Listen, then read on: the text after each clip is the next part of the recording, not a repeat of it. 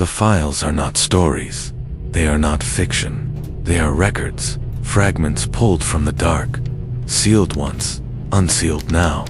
For those who dare to listen, each carries its own weight, its own silence, its own risk.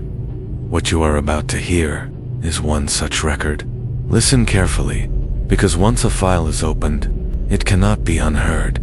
What hid behind its frozen mask was not a face, but something shifting, something hollow, something that did not want to be seen. Elias Veyrien's breath fractured into clouds around his furred muzzle, the vapor curling back as though repelled by the surface of the mask pressed tight against his skin. Each inhalation rattled through constricted passages of ice and sinew, producing a sound too sharp, too deliberate, to be natural breathing. The lantern hissed quietly, its flame compressed into a thin blue tongue flickering against the corrugated aluminum wall of the outpost. Shadows bled across the frost where insulation had peeled away, revealing metal corroded by salt winds. The fox's ears twitched against the air pressure shift. Each time that sound low clicking beneath the ice rolled up through his jawline, the table beneath him was cluttered with parchment maps, their ink lines drawn again and again until they tore through paper. His claws dragged over the grooves like blind pathways leading downward, deep into layered salt and stone. Meltwater dripped steadily from his fur tips, each drop echoing against a bucket below, like the ticks of some unseen metronome. He raised his head, eyes reflecting the lantern in pale yellow rings, and for the first time that night, the mask shifted outward, expanding against him as if it had lungs of its own. Case File 004. Classification: Severe Anomaly. Active Containment. Subject: Elias Veyrien. Adult Male. Vulpes. Fox Cartographer. Reporting Archivist. Redacted. Initial timestamp: 1:54 local time. Elias Veyrien, age 32. A fox with heightened sensory acuity, auditory, tactile, and olfactory, signed alone to the Bering Strait Glacial Survey Sector. Colleagues describe methodical precision, recursive analysis, marked isolation, and compulsive attention to topographic detail. Foxes, by biometric and behavioral profile, show intensified reactivity to atmospheric shift. Minor fluctuations in sound, cold, or chemical trace provoke measurable changes in both physiology and cognition. Patterns of avoidance and compulsive mark-making intensify under prolonged stress and extreme cold.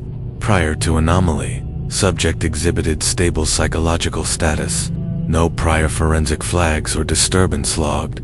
Incident: Onset, facility battered by wind, aluminum walls vibrating under geomagnetic strain, temperatures held steady at -32 degrees Celsius. Lantern light flickered, low voltage strip lighting pulsed erratically, meltwater pooled in map troughs. The iron temps in the air was pronounced, registering metallic across environmental sensors. Radio contact lost. Satellite lock failed.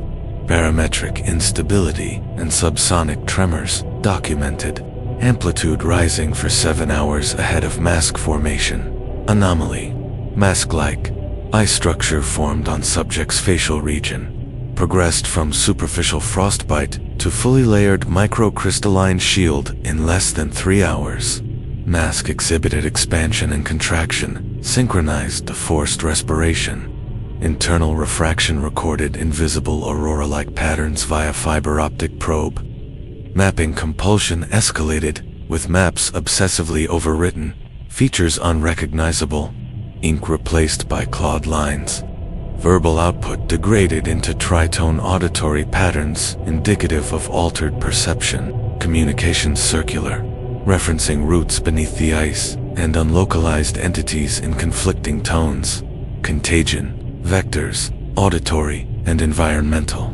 Proximity triggered mapping compulsions and instability in 2 adjacent field researchers. Threat escalated hallucinations, objective mapping distortion, genuine risk of anomalous breach, or direct transfer. Threat level 4. Archival procedure, clinical detachment, forced timestamp logging, Protective measures for personnel implemented. Observational stance maintained. Interference logged as necessary. Direct intervention prescribed unless containment breach occurs. Case File 004, Active Anomaly. Continuous analysis required. Further forensic narrative follows. Timestamp 1:57 local. The morning shift had been routine, Elias Veyrien's favorite kind. 3 years of Arctic survey work had taught him that predictability meant safety, and safety meant going home to his small apartment in Anchorage, where radiators worked and coffee stayed hot. The outpost's instruments hummed their familiar electronic lullaby as he traced elevation markers across fresh topographical data. Each measurement a small victory against the vast indifference of the ice. His claws moved with practiced precision across the survey chart's movements learned in geology school, refined by countless field seasons, now as automatic as breathing. The maps were beautiful in their clarity, clean contour lines, accurate coordinates, evidence of a world that could be understood, catalogued, contained. Elias had always found comfort in the way geography revealed its secrets to patient observation. This morning felt like all the others, till the first readings began to drift. The barometric sensor showed a pressure drop that shouldn't exist. Elias tapped the display, checked the calibration logs, even walked outside to visually confirm the weather. Clear skies, steady wind from the north-northwest. But the instruments insisted otherwise. Atmospheric disturbance, localized, intensifying. He marked the anomaly in his logbook with the same methodical care he'd learned from his mentor, Dr. Helena Vasa, woman who taught him that thoroughness was the surveyor's only armor against the unknown. Probably just electromagnetic interference from the aurora, he murmured to himself, voice breaking the silence he'd grown comfortable with over weeks of solitary work. His breath misted slightly in the cold outpost air, condensation forming brief patterns on the window before fading. But the patterns lingered longer than they should have, curling into shapes that seemed almost geometric. Timestamp 2:04 local. The generator's hum changed pitch, subtle, but after 3 years of listening to these machines, Elias caught the variation immediately. Equipment failure in the Arctic meant death, a lesson hammered into every surveyor during training. He moved to the maintenance panel, checking voltage readings, oil pressure, fuel levels. Everything appeared normal, yet the sound continued, its slow descent from reliable mechanical rhythm to something more organic, more questioning. Radio check with base camp, Outpost 7 to control. Routine status report. Static answered not unusual, given the remoteness, but today it carried undertones he'd never heard before. 3 distinct frequencies seemed to weave through the white noise, creating patterns that tickled at the edge of recognition. He adjusted the dial, searching for clarity, but the tritones only grew stronger. A memory surfaced unbidden. His first Arctic deployment. The veteran surveyor who'd warned him about ice madness, the way isolation could make a man hear voices in the wind, see faces in the frost. The ice talks to you, the old-timer had said, but you don't want to listen too close. Elias had dismissed it as superstition. Now, tracing meaningless spirals in the condensation on his coffee mug, he wondered if experience had been trying to teach him something important. The taste of metal began to creep into his mouth, copper pennies, old blood. His saliva felt thick, strange. Chemical exposure, maybe. He checked the air filtration system, found nothing wrong. Yet the metallic flavor intensified. Timestamp 2:11 local. Frost formed on his muzzle as he worked. Despite the outpost's heating, at first, just a thin rime that he absently wiped away, but it returned faster each time, spreading up his cheeks in crystalline threads that caught the lantern light and threw it back in blues he'd never seen before. The formations weren't random, they followed the curves of his skull, mapped the geography of fur and flesh with deliberate precision. His reflection in the window showed something that made him step back. The frost was growing into a mask, beautiful and terrible, pulsing with its own cold light.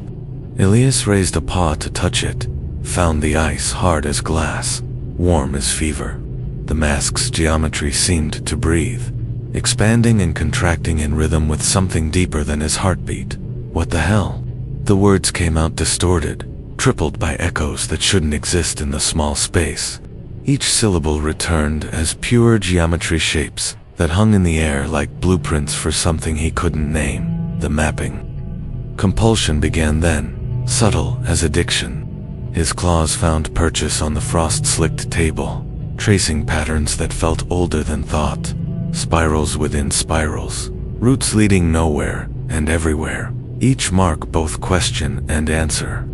The motion soothed some deep anxiety. He hadn't known he was carrying the fear of being unmapped, uncharted, lost to the white silence of the Arctic. Memories of warmth flickered like candle flames. His grandmother's kitchen, summer fieldwork under actual sunlight, the weight of his girlfriend Sarah's head on his shoulder during their last night together before deployment. 6 months, she'd said. Come back to me in 6 months, and we'll talk about forever. That had been 4 months ago, 2 months remaining. The numbers felt suddenly meaningless. Coordinates to a place that might no longer exist. Timestamp 225. Local.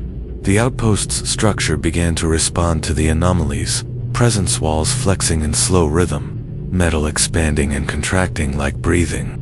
The lantern's flame guttered, casting shadows that moved independently of its flicker. In those shadows, Elias glimpsed movement, other figures, other foxes, all mapping their own desperate spirals into surfaces that gleamed with the same impossible blue light. He tried the radio again. Mayday.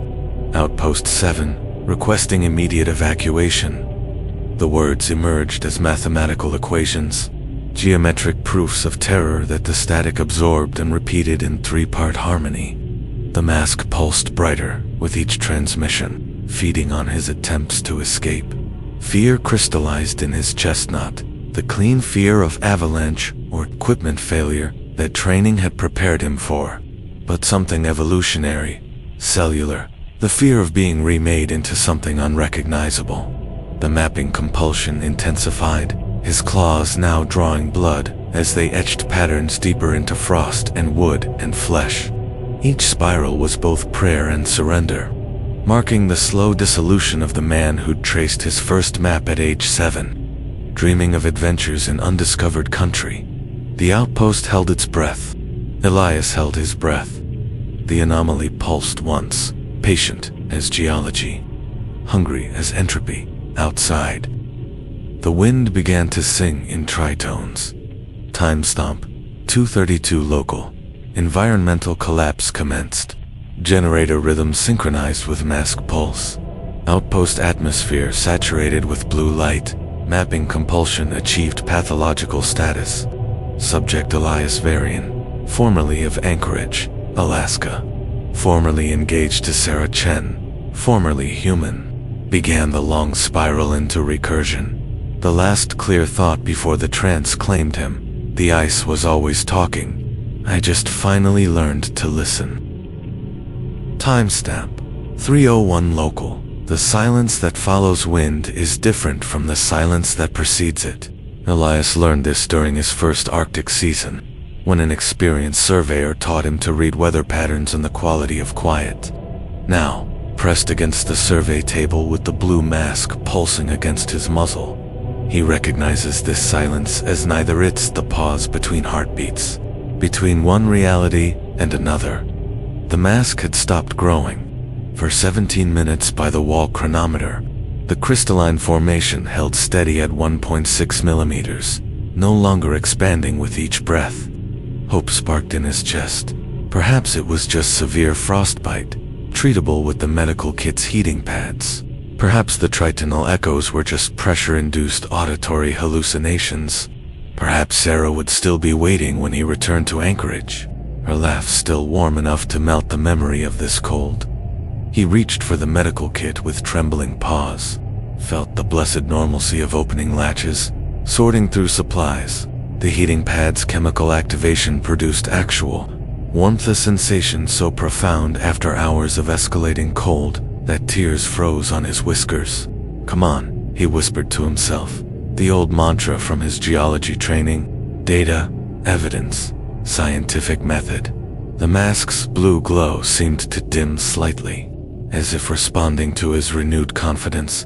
The radio crackled, not with geometry this time, but with something almost like static, almost like a voice.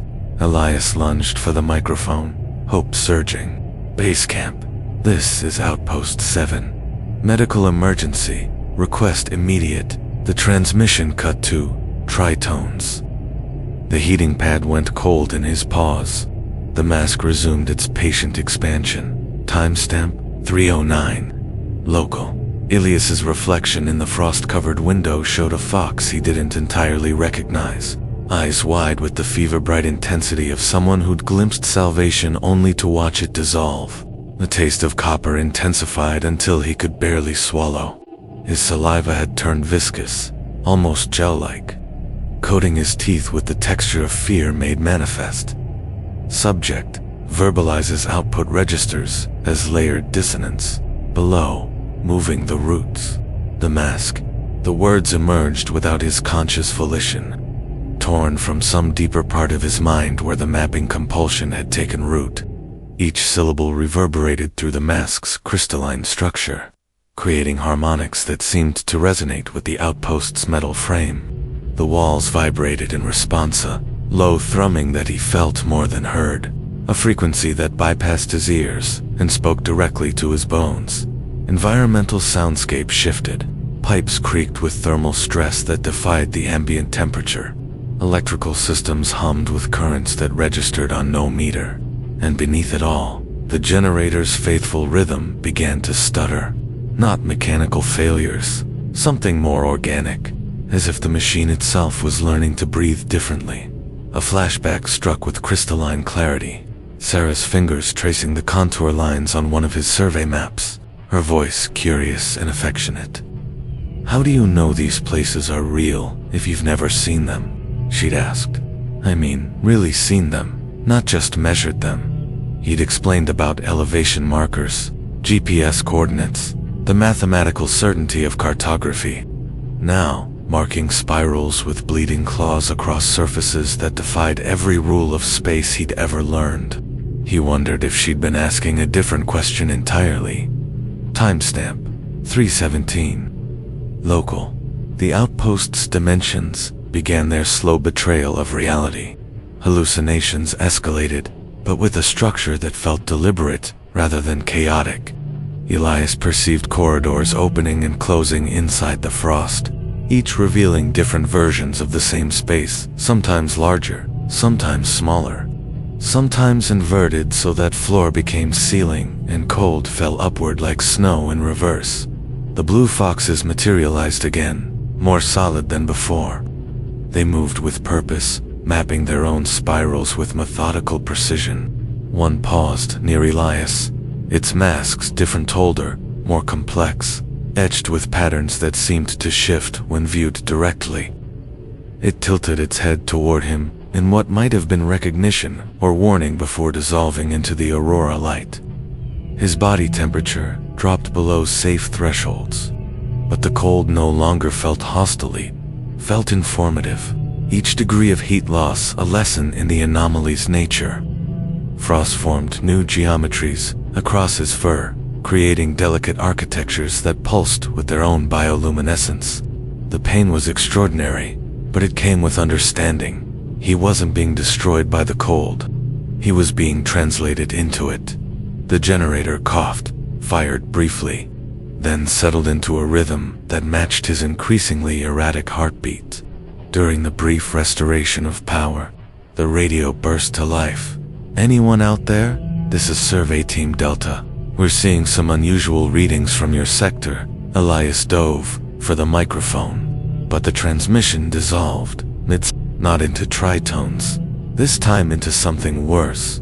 Silence. The kind of silence that suggested no one was coming, no one was listening.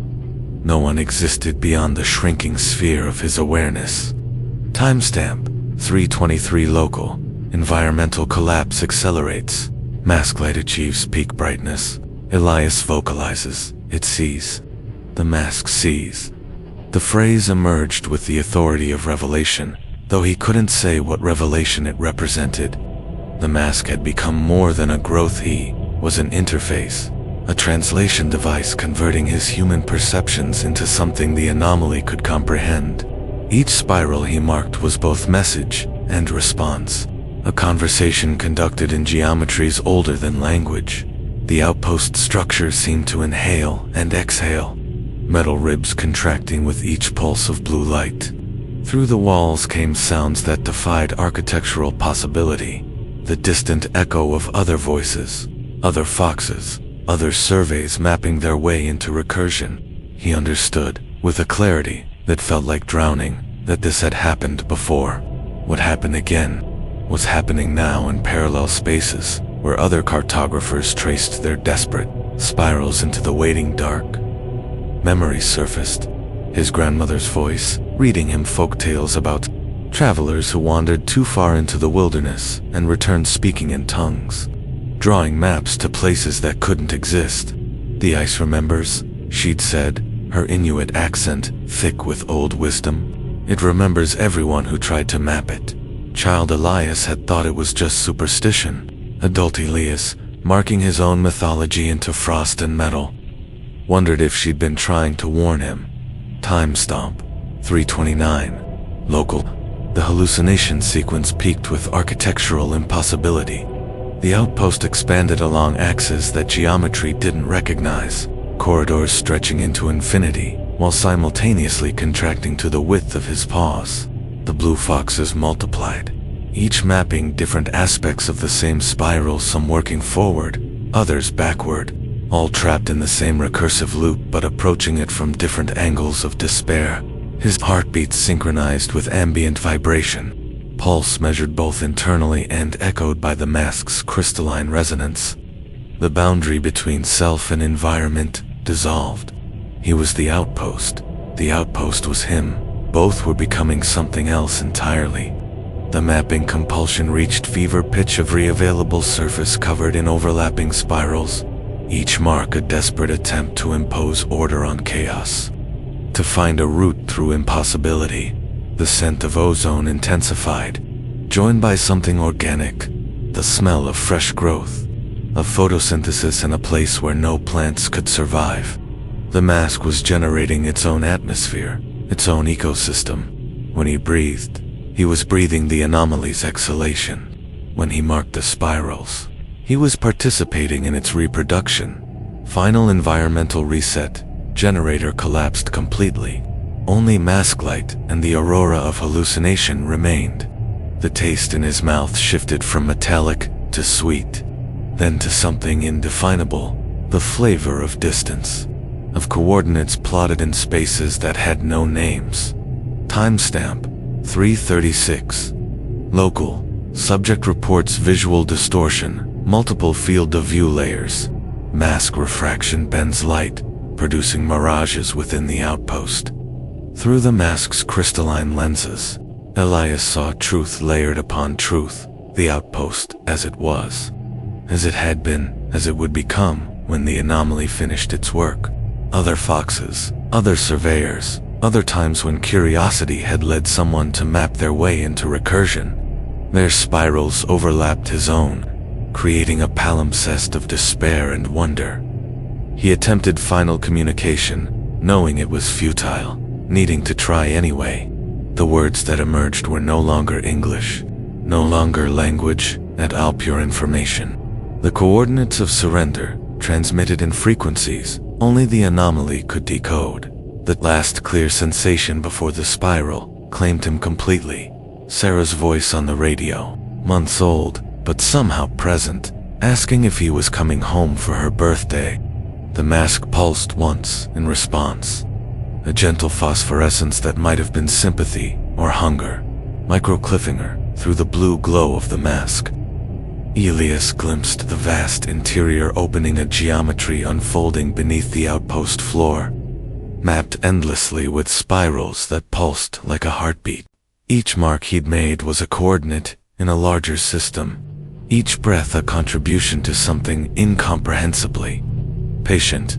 The reflection in frost revealed not transformation, but translation. He was becoming the map itself. Timestamp 4:10 local. The outpost stands in quiet as frost encases its geometry, metal ribs sagging inward under the pressure of temperature and anomaly. Elias Veyrien remains pinned in the center of the storm, numb yet painfully aware. Every inhalation is both a gasp and a siphon, mask light, firing and fading in tritone sequence.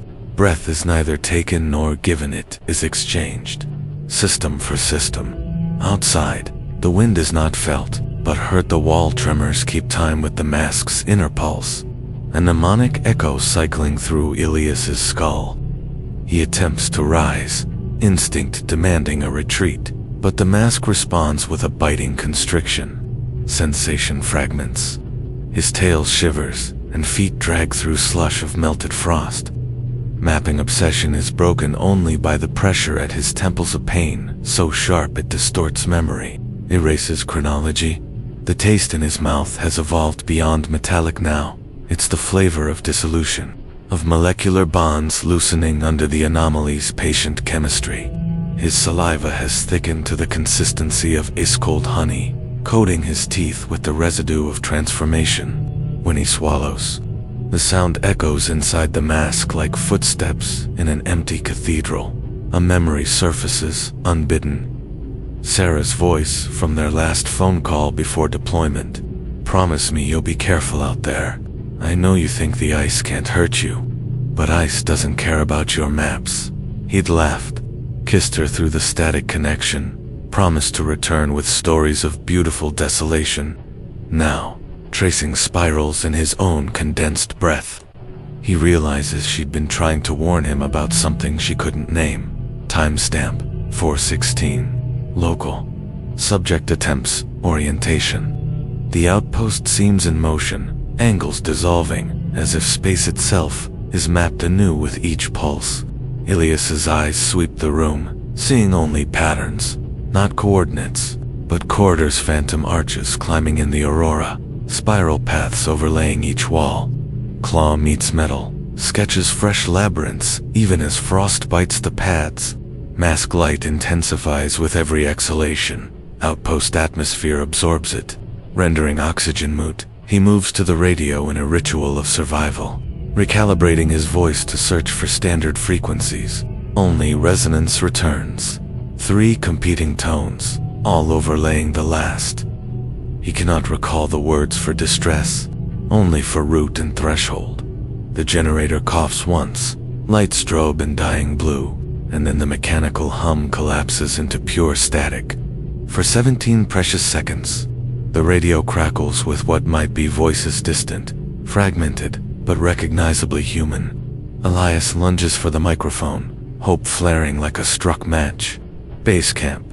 This is Outpost 7. Medical emergency. The mask is the transmission dissolves mid-sentence, not into tritones, but into something worse. The sound of breathing that isn't his own, echoing from speakers that should be dead. Environmental collapse continues. The temperature inside the outpost dips below survivable. Every surface becomes either mirror or map for the anomaly. Elias's paw, shaking, draws spiral after spiral on frost-laced steel. Each new mark calls shapes in the air, some arch, some blade, some corridor pointing down. He blinks, consciousness losing grip. The entire outpost feels inverted, architecture folding and refolding through the mask's refraction. The scent of ozone mingles with something organic, the smell of growing things in a place where growth should be impossible. The mask is generating its own microclimate, its own ecosystem of crystalline life. When he breathes now, he's breathing the anomaly's exhalation, recycled and purified through geometries that follow no earthly physics. Timestamp 4:22. Local claw marks extend in a final desperate arc. Elias clutches the last chart, half frozen, half torn hand, tries to orient. But the map is now split between real and imagined layers. He sees roots threading under the outpost, radiating from where he stands into darkness. Breath recycles. Mask temperature falls further. Every pulse reverberates as static through the skeleton of the station, a rhythm synchronizing with hallucinations. The blue foxes return, more substantial than before. They move through the chamber like memories made manifest, each tracing its own spiral with methodical precision. One pauses beside Elias, its mask older and more complex than his own, etched with patterns that seem to writhe when observed directly. It touches its paw to his latest mark, and for an instant he feels connection, not just to this specter, but to all the others who've walked this spiral path before him. A flashback strikes with devastating clarity. His first day of geological training, Professor Hendricks explaining how maps were humanity's attempt to impose order on chaos. But remember, the old man had said, tapping the blackboard with his pointer, the territory is not the map. The territory exists independent of our attempts to chart it. And sometimes, if we're not careful, the territory maps us instead. Archival node agents, insert, timestamped, subject's reality interface in freefall, mask geometry at 8.2 mm thickness, self-modulating. Mapping now projects into peripheral domains. Environmental manifestation. Chamber collapse imminent. A sudden burst of vibration propagates up through the floor, so strong that sheets of ice split under paw. Elias drops to his knees, clutching the base of the lantern. Light dilates and contracts in symbiotic sequence, fused to Anomaly's pulse. His heart races.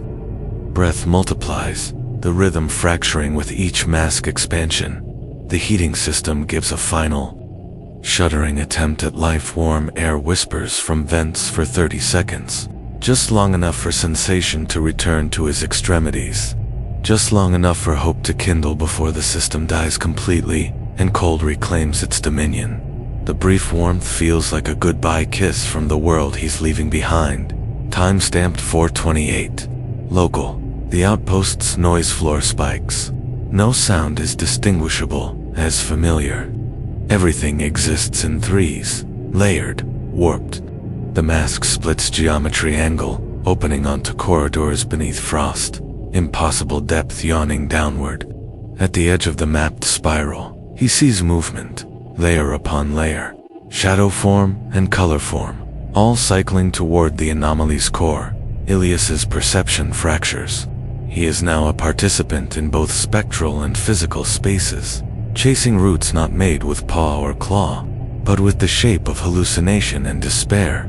Mask-like pulses become a strobe, freezing action every cycle, imprinting new maps on vision and skin. He runs claw over muzzle, tries to scratch at Masconi, to find the surface yielding and closing, pulsing with new fractal patterns. The outpost spins, shadows up, corridors down. The taste in his mouth has become indescribable, not metallic now, but mathematical, as if he's tasting equations, algorithms, the fundamental code beneath reality's surface. His tongue feels foreign in his mouth, adapted for a language that doesn't use words. He tries to remember Sarah's face, but the memory fractures into geometric patterns. The curve of her smile becomes a spiral. The light in her eyes refracts into the same blue aurora that emanates from his mask. Even his most precious recollections are being translated into the anomaly's syntax. Timestamp 434. Local Elias's claws, cracked and bleeding, trace a final, obsessive spiral largest yet. So fast the frost lifts in sheets as each loop is completed. The mask converts every breath to chemical vapor. Condensation expels as light, then recycles into chill. Hallucinations peak. Elias sees the mask's inner corridor yawning open, beckoning him deeper.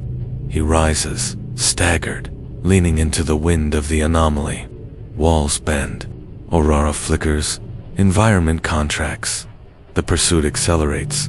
Elias scans for any remaining exit, traces the perimeter, but the mask force directs every motion back toward the spiral at the corridor's heart. Even standing becomes a negotiation. Pressure pushes him sideways. Pulses from the mask create eddies in the fog. Elias's last protocol deployed recites standard distress signal, but only static answers. Mask resonance multiplies, synchronizes heartbeat and generator, which for the first time in hours attempts to restart fail pulse. Fail. The brief generator flutter illuminates something extraordinary. The walls are covered not just with his spirals, but with hundreds of others' older marks, some carved deep into metal, others etched in substances he can't identify. Layer upon layer of desperate cartography, a palimpsest of all who've been claimed by this place. He understands, with the clarity that comes just before drowning, that he's not the first, won't be the last. Timestamp, 4:41 local. Elias's body temperature perilous. Mapping trance disrupts all expectation. He finds himself marking every accessible surface, interior visual fixed on masked corridor. Claw tips numb and bloodless, but compulsion drives response. The outpost collapses in measured increments, wind force, then static, then a deep rumbling indicating possible collapse. Final scene deepens. Elias's breath slows. Mask closes to single-point geometry, unveiling not muzzle, but dark, endless spiral. All mapping converges and projects below. The floor is mapped as a corridor leading beyond, and Elias, whether by desire or fear, follows. At this terminal moment, every pulse in the outpost, every memory of mapping, every spectral hallucination cycles through him into the mask. The scent of his grandmother's kitchen drifts impossibly through the chamber, bread baking, coffee brewing, the smell of safety and home. But even this final comfort is corrupted, transformed by the mask into just another coordinate in the Anomaly's vast equation.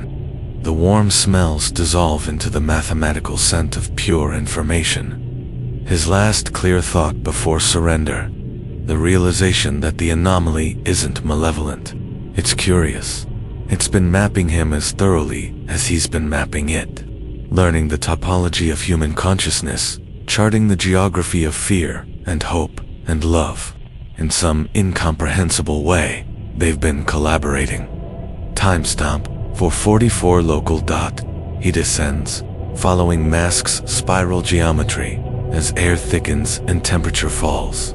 Environmental soundscape ruptures. Every resonance multiplies, tritone pulse persistent. Outposts, lights flicker one last time. Final claw marks shudder into frost. Elias collapses at corridor's apex, breath echoing through Anomaly. Archival insert, clinical, time-stamped, subject, unresponsive. Masked geometry now projected through atmospheric distortion. Terminal mapping routine confirmed. All data transmission ceases. Outpost collapse expected. Micro cliffhanger. Reflection in broken lantern glass splits 3 ways. Mask exposes inner root. Frost pulses as the Anomaly seizes every remaining surface. The last sound. A breath. Not Elias's, but the Anomaly returning. Recursive endless coast through the frozen domain. In that final moment, the spiral reveals its true nature. Not a trap, but an invitation. Not an ending, but a translation. Timestamp, 4:46 local. Act 3 sealed. Outpost and subject subsumed by Anomaly. All mapping, memory, and structure lost to the silence that waits beyond silence. The spiral that maps itself eternally inward toward a center that is always just one breath away. Timestamp, 4:49 local. Atmospheric rupture detected. Outpost interior air pressure drops suddenly as every vent exhales sheets of polar fog. The masked fox, Elias Veyrien, struggles to remain upright, every muscle straining against the Anomaly's gravitational pull. Frost bites his exposed flesh, and mask geometry pulsates so brightly that the blue glare becomes intolerable. All digital logs silent. Transmission capacity null. The silence that follows is different from before it, has texture, weight, intention. Elias recognizes it as the pause between one reality and another, the held breath before transformation becomes irreversible. His reflection in the frost-covered console shows a creature he barely recognizes, eyes fever-bright with desperate focus, whiskers rimmed with ice that pulses in rhythm with something deeper than heartbeat. A sudden mechanical click echoes through the chamber, the backup heating system attempting one final cycle. Warm air whispers from vents for exactly 43 seconds, just long enough for sensation to flood back into his extremities. Just long enough for hope to kindle like a struck match. The warmth feels like Sarah's breath against his neck on their last morning together. Like his mother's hand checking his forehead for fever. Like every comfort he's ever known concentrated into a single precious moment. The heater dies with a mechanical sigh. Cold crashes back with vindictive force, and the mask responds by tightening, ice crystals multiplying across his muzzle until breathing becomes a conscious effort. The brief reprieve makes the returning cold feel personal. Vindictive as if the anomaly is teaching him the exact value of what he's losing. Timestamp 4:54. Local Elias sweeps a claw over the last unmarked section of the table, dragging icy condensation into a new spiral. His movement automatic now. Each loop an act of survival as much as communication. Hallucinations intensify. Other figures crowd the fog, outlined by the mask's glow. Mirror images of himself distorted and multiplied, each drawing their own impossible maps. He growls, desperate for authentic sensation, but his voice is swallowed by a resonance feedback loop, mask transforming sound into auroral flicker. The taste in his mouth has evolved beyond metallic now. It's the flavor of mathematical equations, of pure information being processed by neural pathways never designed for such input. His saliva has become viscous, almost crystalline, coating his teeth with the residue of transformation. When he swallows, the sound echoes inside the mask like footsteps in a vast, empty cathedral. A memory surfaces with devastating clarity. His last conversation with his grandmother before she died. Her weathered hands tracing patterns in spilled flour on her kitchen table. The old stories say, "The ice remembers everyone who tries to map it," she'd whispered in her native tongue. It collects their footsteps, their breath, their questions, and when it has enough pieces, it makes something new. Child Elias had thought it was dementia. Adult Elias, marking his DNA into frost and metal, wonders if she'd been trying to prepare him for this moment. Timestamp 4:58. Local. The outpost structure creaks, slur plates flex. Ceiling joints contract with each environmental reset. The world pulses, contracting and stretching as the anomaly cycle gains momentum. Elias's sense of time fragments, minutes melt and freeze. Seconds stretch into hours of marking, pausing only when physical pain momentarily overrides trance. Between each mapping session, he tries to recall how long he's been here, whether his body is cold or numb, or simply translating into something else entirely. The radio crackles unexpectedly, not with geometry this time, but with something almost recognizable as static, almost like a voice. Elias lunges for the microphone, hope surging like adrenaline through his sluggish system. Base camp, this is Outpost 7. Medical emergency. Request immediate. The transmission dissolves, but not into tritones, into something worse. Silence. The kind of silence that suggests no one is listening, no one is coming, no one exists beyond the shrinking sphere of his awareness. The microphone falls from his nerveless fingers, clattering against the console with a sound like breaking bones. In the fog, shapes approach with deliberate intent. He scans desperately, the mask amplifying light refraction into spectral corridors that fold space along impossible axes. There is movement, splintered images sliding along the wall, each echoing Elias's spiral, but approaching it from different angles of despair. The blue foxes are more substantial now, their masks older and more complex. etched with patterns that seem to writhe when observed directly. One approaches close enough to touch. Its mask is ancient, carved with spirals, so deep they seem to extend into dimensions he can't perceive. It places a spectral paw over his latest mark, and for an instant he feels connection, not just to this entity, but to all the others who've walked this spiral path before him. The sensation is overwhelming. He experiences their fear, their curiosity, their final moments of surrender. They're not just hallucinations, they're archive, memory, testimony.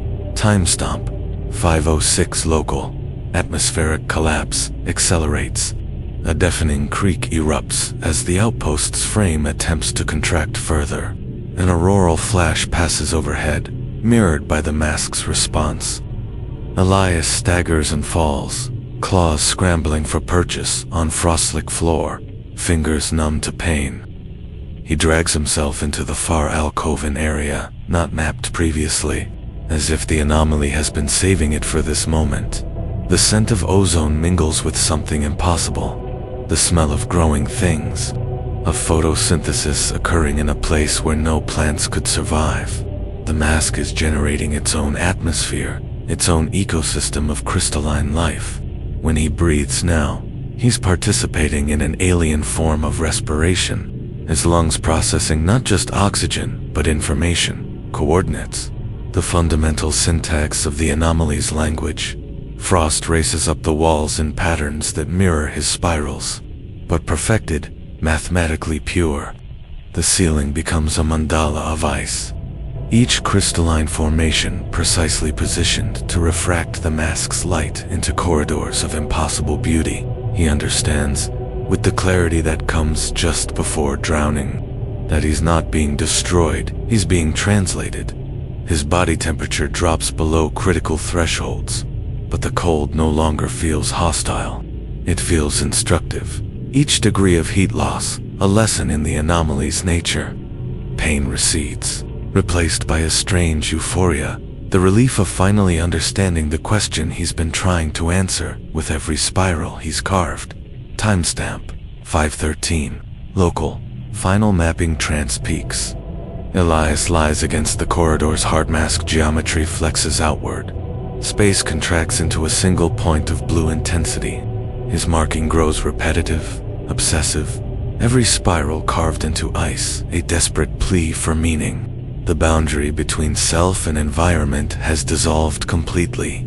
He is the outpost. The outpost is him. Both are becoming something else entirely, a map of spaces that exist only in the intersection between curiosity and surrender. The generator gives one final, shuddering attempt at life. Lights flicker throughout the chamber, illuminating the full scope of his work. Every surface is covered with overlapping spirals, a palimpsest of desperation and discovery. For a moment, he sees it all clearly. Not chaos, but pattern. Not madness, but methodology. He's been collaborating with the anomaly all along, helping it map the topology of human consciousness, charting the geography of what it means to be curious, to seek, to question. The lights die.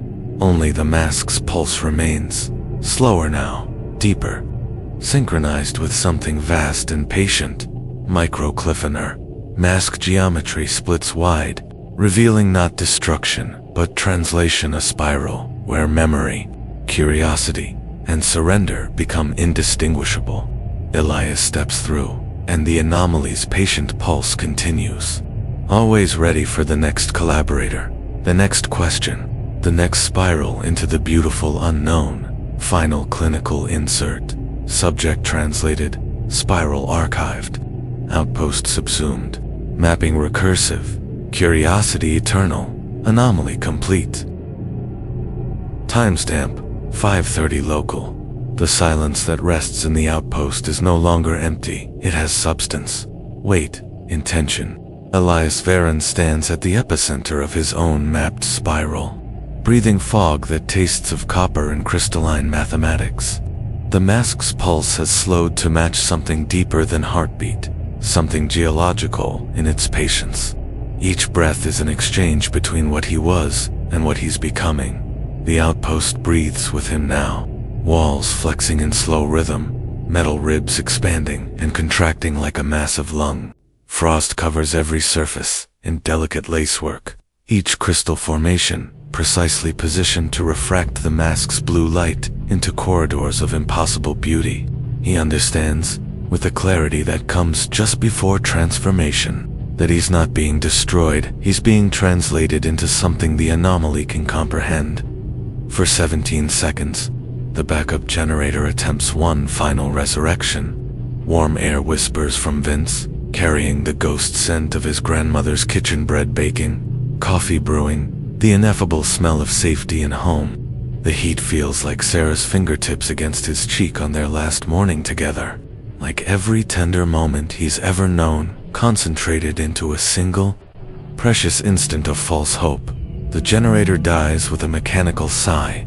Cold crashes back with vindictive precision, and the mask responds by expanding. Ice crystals multiplying across his muzzle, until each breath becomes a conscious negotiation with physics.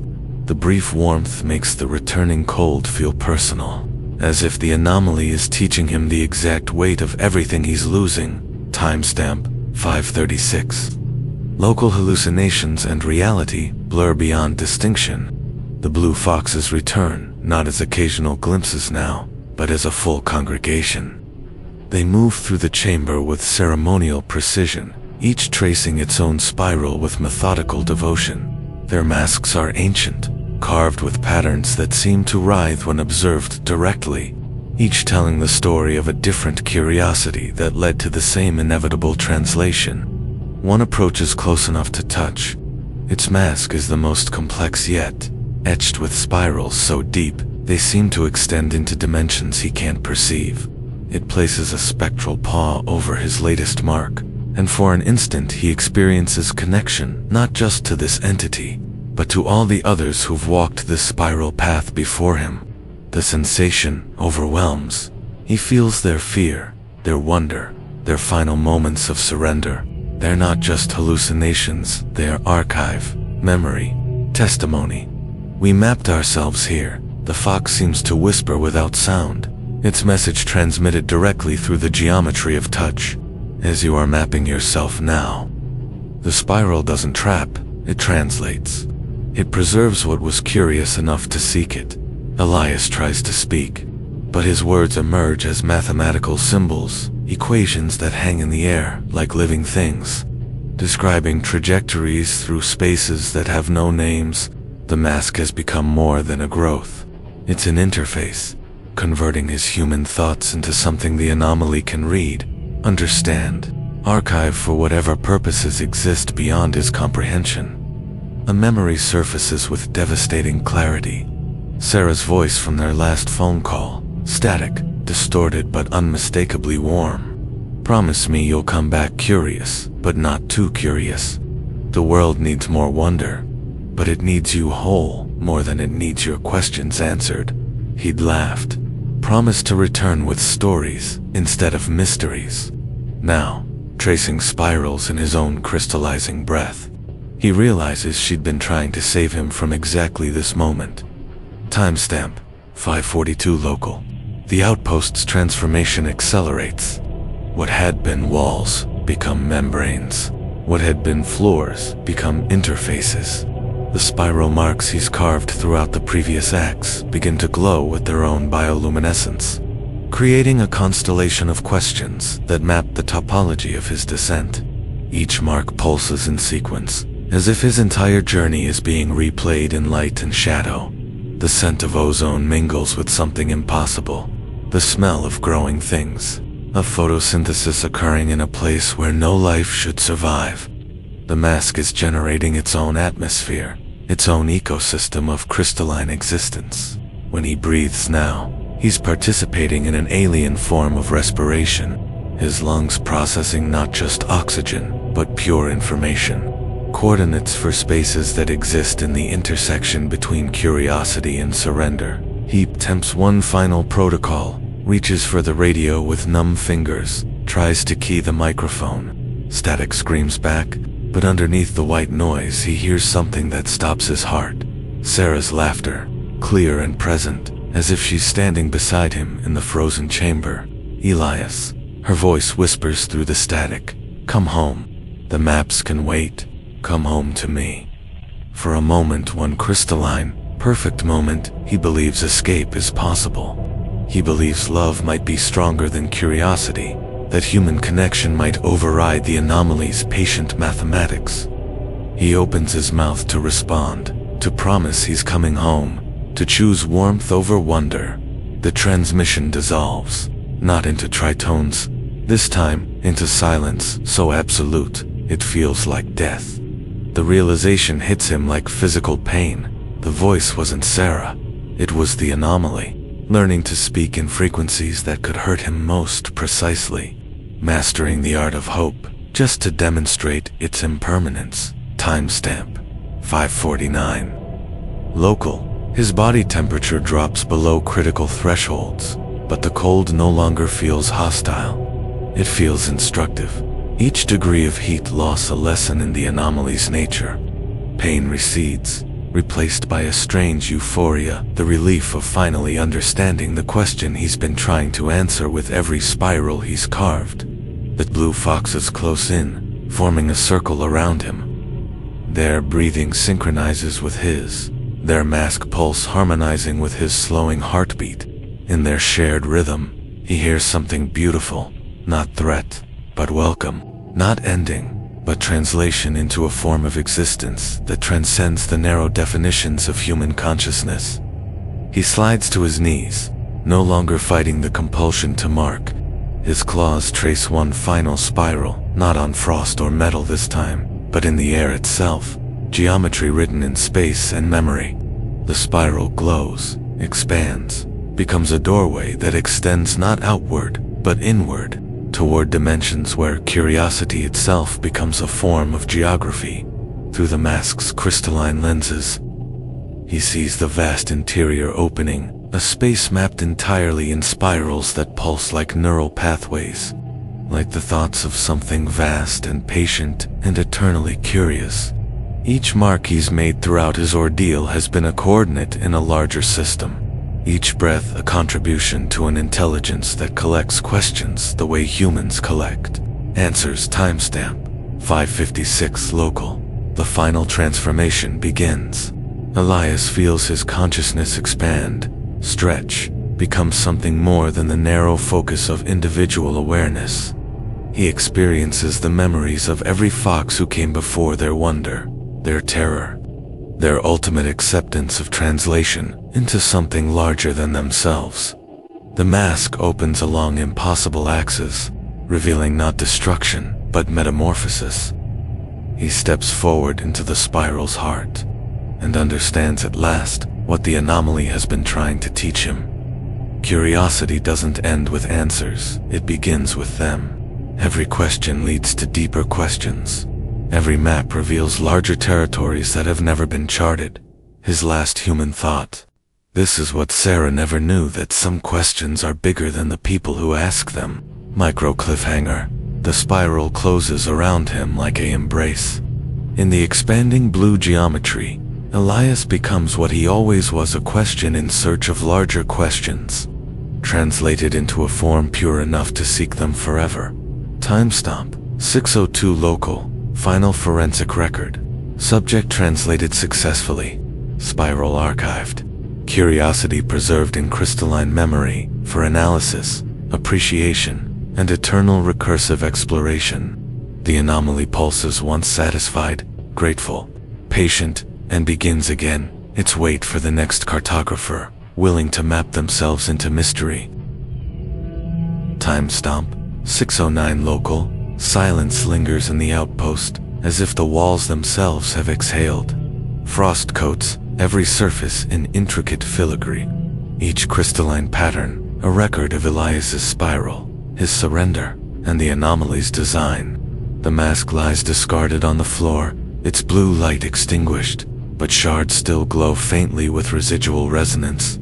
The generator remains dead, the radio falls silent, yet the air hums with what once was, breath transformed into geometry, questions encrypted in ice. Agents arrive with measured steps, their boots crunching on the frozen threshold. They find no bodies, only spiral after spiral etched into metal, wood, and fur-frozen logs. The outpost feels suspended in time, a mausoleum built of curiosity and surrender. They photograph every surface, scrape ice samples, record environmental anomalies in clinical detail. Yet none can explain the absence of Elias, nor the gentle warmth that sometimes flickers beneath the frost, as if hope itself has been crystallized into blue. An archival note, dated 2 days later, reads, "Recovery Team Alpha report. No organic remains. Spiral markings in all chambers. Mask fragments intact but inert. Atmosphere stable. Anomaly event classified as translation occurrence. Recommend observation without further contact. In quiet moments, each agent feels a tug at memory, a whisper of a familiar voice, a phantom breath, a fleeting urge to trace a spiral in the frost. They resist, but the compulsion lingers, like a melody half-remembered. One agent drifts back to the main corridor at dawn, sees a fresh spiral where none had been before, and feels the pulse beneath the ice slow, waiting, patient. Timestamp, 6:17 local. The outpost's interior lights flicker on and off with no power source, casting spectral loops of blue across every corridor. Agents cross-reference timestamps, but the logs jump inexplicably. Timestamps recorded out of sequence, spirals dated hours before Elias should have marked them. The anomaly's influence endures, warping time as thoroughly as space. A lone technician, driven by curiosity, picks up a shard of the mask and cups it to her ear. At first, she hears only the echo of her own breathing. Then, faintly, a voice layered, harmonic, human and non-human whispers. Roots below. Return. Translate. She drops the fragment, steps back, heart racing. Colleagues brush her off, attributing it to stress and wind, but she knows what she heard. Outside, the sky glows with auroras, as if endorsing the anomaly's geometry. Snowdrifts curl into spiral shapes of their own accord, untouched by wind. In the stillness, the world seems to bend to the same pattern Elias left behind, a testament that the spiral does not end. It folds back into itself, waiting for the next seeker. Timestamp, 6:24 local. Weeks pass. The outpost becomes a legend, whispered among field teams' spiral marks that rearrange overnight. Scientific instruments calibrated only to measure curiosity, not anomalies. Visitors report strange dreams, walking endless corridors, marking spirals with bloody claws, hearing their own voice return in tritonal echoes. They wake with frost on their lashes, a memory of transformation washing through them. One evening, as the sun dips below the horizon, the door hisses open on its own. A figure steps inside a fox, masked in the same shimmering blue geometry, moving with silent purpose. It pauses at the spiral carved into the main console, touches a paw to the design, and tilts its head in gratitude before vanishing into the frosted gloom. Timestamp, 6:29 local. Denouement. The outpost stands alone, a beacon of frozen memory and unanswered questions. Spiral marks swirl in every room, each an echo of Elias's final translation. The mask shards glitter like stars in the frost. The anomaly's pulse, once a silent hum, has faded to a subterranean heartbeat, felt only in the bones of those who listen too closely. Final archival entry. Filed under closed, no further action. Outpost 7 remains structurally sound. Anomaly event remains unexplained. Spiral markings and residual mask fragments archived. Recommend return to standard research protocols. With special notation, monitor for compulsion phenomena. As the research teams depart, the spiral at the center of the station shimmers one last time. In the quiet aftermath, the cold does not judge or punish, it simply is. And somewhere beneath the frost, where spirals converge, the anomaly waits, patient and curious, mapping the next question into being. Case file 004 ends here, yet the spiral does not. Even as I close this record, I feel the frost gathering at the edges of my vision. See faint blue geometry flickering in my peripheral sight. Perhaps you notice it too, that urge to trace a small curve with your finger, to map something that cannot be mapped. Do not be alarmed by the impulse. Distance means nothing to curiosity. Spirals travel through thought, through memory, through the very act of listening. That is why these files are dangerous. They do not merely document, they infect. By hearing Elias's story, you have breathed the same air as the anomaly. By following his spirals with your mind, you have carved your own first mark. Do not resist immediately. Resistance will only make you more aware. Simply notice if you find yourself drawing small loops and condensation on windows. Notice if frost seems to form in more deliberate patterns than before. Notice if the cold feels less hostile and more instructive. If so, do not seek the pattern's completion. Do not try to map what lies beneath the surface, because the moment you consciously participate, truly participate, the spiral will know, and once it knows, it will wait. Patient as geology, curious as the mind that seeks to chart the unchartable eventually, in a moment of weakness or wonder, you may find yourself reaching for a pen, a finger, a clarity to complete what Elias began, and when you do, you will not be mapping alone. The blue corridor opens for all who are curious enough to find it. This has been Case File 004, the Spiral Anomaly, filed, transcribed, and preserved in the record.